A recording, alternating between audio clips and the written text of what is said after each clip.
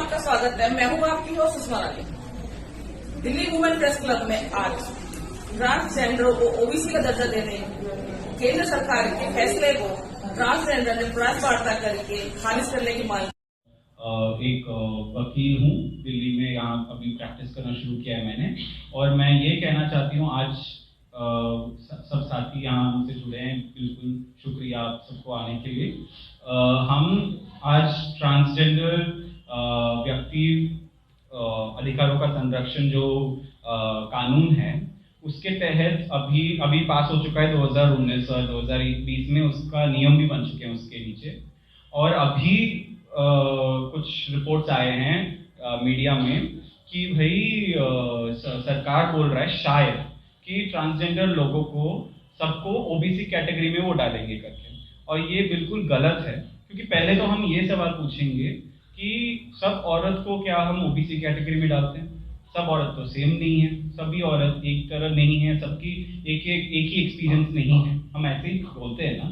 तो फिर transgender person को क्यों एक ही कैटेगरी में आप डाल रहे हो? तो वो सामाजिक न्याय के बिल्कुल विरोध है, बिल्कुल खिलाफ है। आप सिंपल अपना दिमाग लगाइए ना इसमें। आई एम सॉरी टू से, इसमें सिंपल लॉजिक है कि भाई हॉरिजॉन्टल हम डिमांड कर रहे हैं, यहाँ पे हमारा मांग है कि हम हॉरिजॉन्टल रिजर्वेशन दीजिए, यानी कि एग्जिस्टिंग कैटेगरीज में हमें रिजर्वेशन दीजिए, ना कि स्पेशल कैटेगरी में सबको डालने।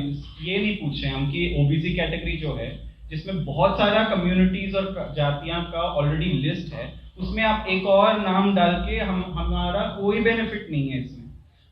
हम रिजर्वेशन का पॉइंट क्या है कि पीपल जो लोग हैं, समाज है जो सामाजिक तौर से जिनको बहुत सारा प्रॉब्लम्स हुआ है, शोषण हुआ है, वो उनको कुछ ना कुछ सामाजिक न्याय किया जाए और वो आगे बढ़े, उनको एजुकेशन, पढ़ाई और जॉब्स में उन्हें कुछ ना कुछ हेल्प किया जाए, मदद किया जाए, और उनकी जो राइट है, उनकी जो अधिकार है, वो सामाजिक न्याय के अधिकार है, ये हमारे संविधान में है, वही पॉइंट है। लेकिन क्या हो रहा है यहाँ पे कि भाई वो एक ही इसमें डालेंगे और फिर एक भी ट्रांसजेंडर पर्सन, एक्सेप्ट जो प्रिविलेज से आते हैं, जिनके पास ऑलरेडी पैसा है, जिनके पास ऑलरेडी उनकी परिवार की सहमति है, उनके साथ है, वो शायद जाके जो कोई भी कॉलेज या यूनिवर्सिटी में जाके बैठ जाएंगे। मैं भी प्रिविलेज से आती हूँ, मैं ये बोलूंगी कि मैं ओबीसी कैटेगरी में मुझे मत डालिए, ये बिल्कुल गलत है। क्योंकि मैं प्रिविलेज से आती हूँ, मैं आज एक वकील हूँ, हाँ मेरे साथ शोषण होता है, लेकिन इसका मतलब ये नहीं कि मेरा और ट्रांसजेंडर पर्सन जो एससी कम्युनिटी से आते हैं उनका एक्सपीरियंस एक है, बिल्कुल नहीं है। उनके साथ और भी कास्ट डिस्क्रिमिनेशन होता है। तो हम ट्रांसजेंडर कम्युनिटी एक साथ खड़ा होकर ये हम डिमांड कर रहे हैं कि प्लीज हॉरिजॉन्टल रिजर्वेशन दीजिए। Education is most important for us, na? So that's why we are demanding. We want horizontal reservation, within our own caste. In the name of caste and gender, we are facing both kind of oppression in the name of caste and gender within our own community and outside the community also. We are, being the DBA tribal community trans, we have to fight with the patriarchal society, we have to fight with the civil society, we have to fight with within our own community, we have to fight with the cis community movement, like within our DBA movement also. So transgender community को OBC का दर्जा दिया जा रहा है, OBC category में शामिल किया जा रहा है केंद्र सरकार के द्वारा। इसकी मुखालफत, इसके खिलाफ खड़े हैं ट्रांसजेंडर। हमारे साथ दिल्ली से ट्रांसजेंडर कम्युनिटी से एडवोकेट कन्नामणि आग मौजूद हैं। आइए जानते हैं क्या कहना चाहते हैं। जी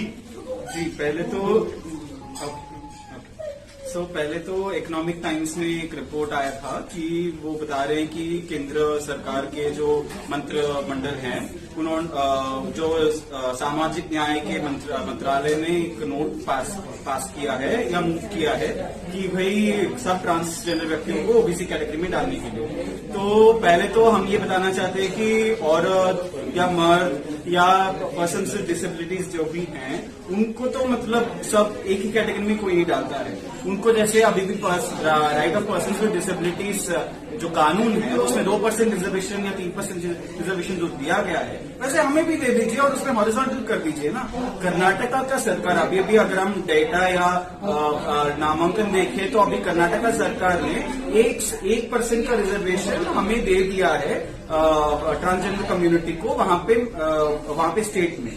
अगर कर्नाटका सरकार जहां पे बीजेपी भी है उनकी ही सरकार है वहां पे, तो अगर वो कर सकते हैं तो केंद्र सरकार क्यों नहीं कर सकता? हॉरिजॉन्टल रिजर्वेशन दीजिए ना। हॉरिजॉन्टल मतलब रिजर्वेशन की दो बात है, एक तो आप एक ही कैटेगरी में सबको डाल दीजिए, वो है उसका नाम है वर्टिकल रिजर्वेशन, अंग्रेजी में बोलते हैं। दूसरा है जो एग्जिस्टिंग कैटेगरीज है उसमें आप सबको डालिए, जैसे कि फॉर एग्जांपल ट्रांस पर्सन हर कम्युनिटी से आते हैं ना। जैसे मैं तो डोमिनेंट कास्ट कम्युनिटी से आती हूँ, लेकिन SC/ST OBC कम्युनिटी से भी ट्रांस लोग आते हैं, तो उनको अपने क्या कास्ट कैटेगरी में या तो आप अलाउ कीजिए कि वो एक्सेस करें और उनको प्रायोरिटी दीजिए, क्योंकि वो अपनी कैटेगरी में भी उन्हें फाइट करना पड़ता है, कम्पीट करना पड़ता है, उनकी कैटेगरी की कट ऑफ मैच करना पड़ता है। जो प्रिविलेज से नहीं आते ट्रांस लोग, वो फैमिलीज कई बार हमें ठुकरा देते हैं, जबकि फैमिली सपोर्ट नहीं करता है तो एग्जाम्स के लिए प्रिपेयर करना, एजुकेशन के लिए हो, एम्प्लॉयमेंट के लिए बहुत मुश्किल हो जाता है भाई। तो और फिर दूसरा, अगर आप ऐसे नहीं कर सकते तो अलग से एक कैटेगरी लीजिए और उसमें हॉरिजॉन्टल कीजिए, 1% दे दीजिए। 1% देने में किसका जा रहा है? अगर आप बता रहे कि न्याय सुप्रीम कोर्ट का ये है वो है, सुप्रीम कोर्ट कुछ नहीं करेगा। सुप्रीम कोर्ट तो ऑलरेडी बोल चुका है कि 50% है। 50% के ऊपर जाके आप 10% अगर आप इकोनॉमिकली सेक्शंस के लिए दे सकते हैं, तो ट्रांस कम्युनिटी को 1% देने में आपको कहां से जाता है? ट्रांसजेंडर व्यक्ति अधिकारों का संरक्षण जो कानून पास किया गया था उस टाइम पे भी जो सामाजिक न्याय के मंत्री तावरचंद गहलोत साहब को हर जो ऑपोजिशन MP हैं उन्होंने रिक्वेस्ट किया था कि भाई आप रिजर्वेशन का कुछ डाल दीजिए कानून में, प्लीज 1% डाल दीजिए, 2% डाल दीजिए, लेकिन उन्होंने माना ही नहीं। उन्होंने साफ साफ बोल दिया कि हम ये सब नहीं करेंगे, हम वेलफेयर स्कीम निकालेंगे। भाई साहब अभी मैंने यहाँ पे बताया कि HRD मिनिस्टर ने संसद के फ्लोर में एडमिट किया एक प्रश्न के सवाल में कि एक भी ट्रांसजेंडर व्यक्ति हमारे केंद्र विश्वविद्यालयों में एक भी ट्रांसजेंडर रिकॉर्ड के तौर पे नहीं है।